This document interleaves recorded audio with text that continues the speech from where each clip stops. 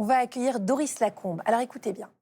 Doris, c'est un véritable shoot de bien-être. Elle vient directement du Maroc. Elle a 80 ans, à peu près. À 80 ans, en tout cas, elle a décidé de se lancer un défi fou, enfourcher une moto pour sillonner les routes d'Afrique. Et donc avec elle, on comprend que le bien-être, c'est oser, c'est se sentir libre, c'est rester curieuse de la vie, quel que soit l'âge qu'on a. Et on se dit toutes qu'on aimerait avoir cette énergie-là, cette envie-là, cette liberté-là. C'est une femme, vous allez voir, ultra inspirante, hors du commun.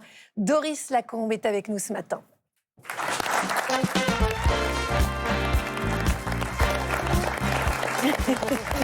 Doris, installez-vous. Merci. Oh là là. Ah, vous êtes venue avec votre casquette de motarde, Doris? Oui.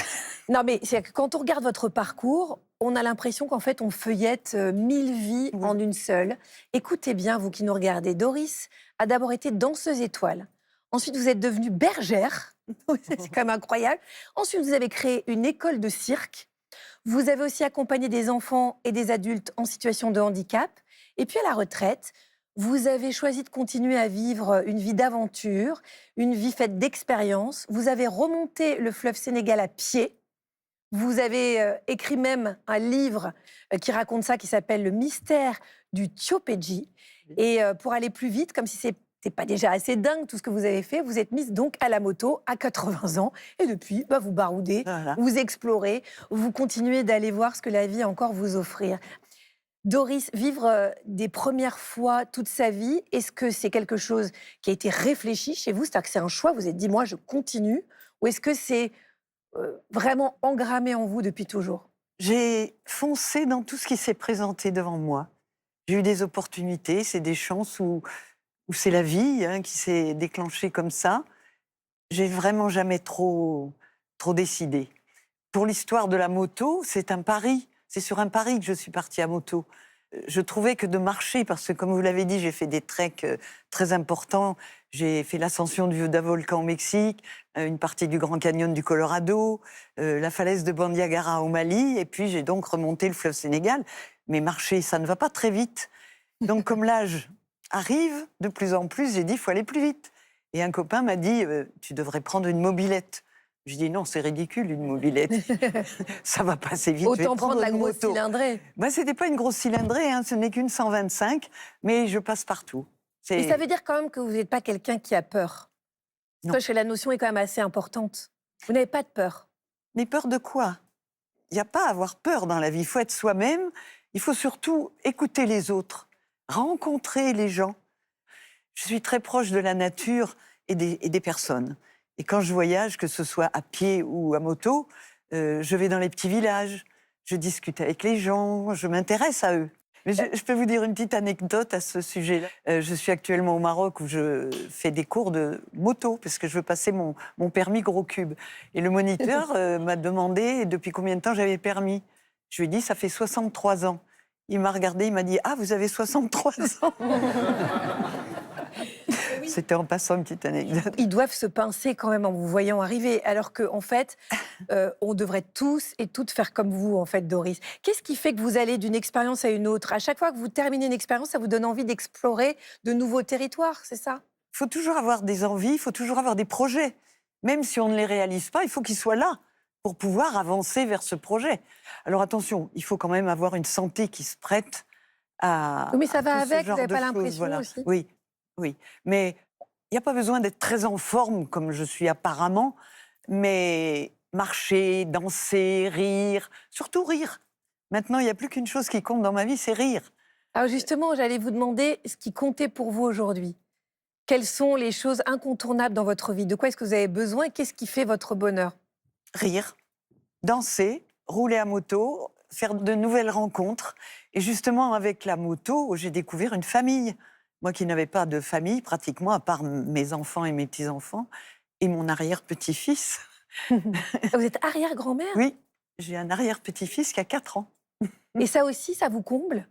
Oh oui, c'est bien. Et puis j'espère surtout que toutes mes expériences et toutes ces vies que j'ai eues, ça va leur rapporter quelque chose, quoi. Ça va leur donner envie, eux aussi, d'aller de l'avant et surtout de rester en forme. Et ça, c'est le thème de notre émission, justement. Qu'est-ce que vous avez l'impression que vous leur apportez? Qu'est-ce que vous leur transmettez? Des envies, des joies de vivre, puis ça leur fait oublier un petit peu leur quotidien, parce qu'ils se disent, mais ma foi, il n'y a rien d'impossible dans cette vie. Mm. C'est surtout ça. Non, ce que j'entends, moi, au travers de votre témoignage, c'est cette joie de vivre. Est-ce que vous avez toujours été habité par cette joie? Est-ce que vous avez toujours vu le verre à moitié plein? Plus ou moins. Ça dépendait des périodes de ma vie.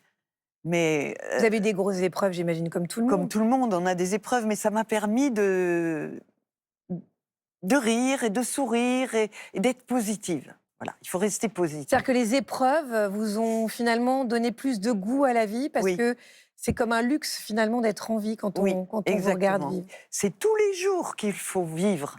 Chaque jour, chaque minute compte. Là, je suis hyper heureuse d'être avec vous et de participer à votre émission. Je vous en remercie d'ailleurs. Mais il ne faut pas... Le passé, bien sûr, nous apporte beaucoup. Mais nous sommes là pour l'avenir de nos enfants, de nos petits-enfants. Et si on leur apporte de la tristesse ou du malheur ou de... Non, non, non, non. Est-ce que vous avez l'impression que vous avez estampillé cette joie sur vos descendants? Est-ce que vos enfants, vos petits-enfants, votre arrière-petit-enfant, est-ce qu'ils sont tous joyeux comme vous? Non, Non. pas encore. Peut-être ça viendra un jour. Et d'où l'intérêt justement de leur transmettre. Parce Oui. que c'est vrai que, quitte à être là pour quelques années, autant en profiter. Qu'est-ce que vous donneriez comme conseil à ces personnes qui se sentent seules parce qu'elles vieillissent? Pour les personnes de mon âge, comme je l'ai dit tout à l'heure, il faut se trouver des points forts dans leur vie. Il ne faut pas rester comme ça devant la télé, sauf pour regarder Belle et bien ensemble, bien sûr. Oh ensemble. là là. Vous êtes une super pub, hein.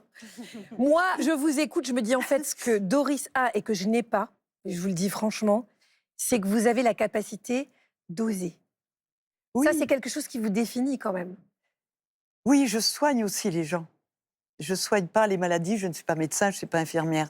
Je ne suis pas guérisseuse, coupeuse de feu, rien du tout. Mais je soigne les brûlures avec 2 produits qu'on trouve en Afrique, ça c'est un autre sujet.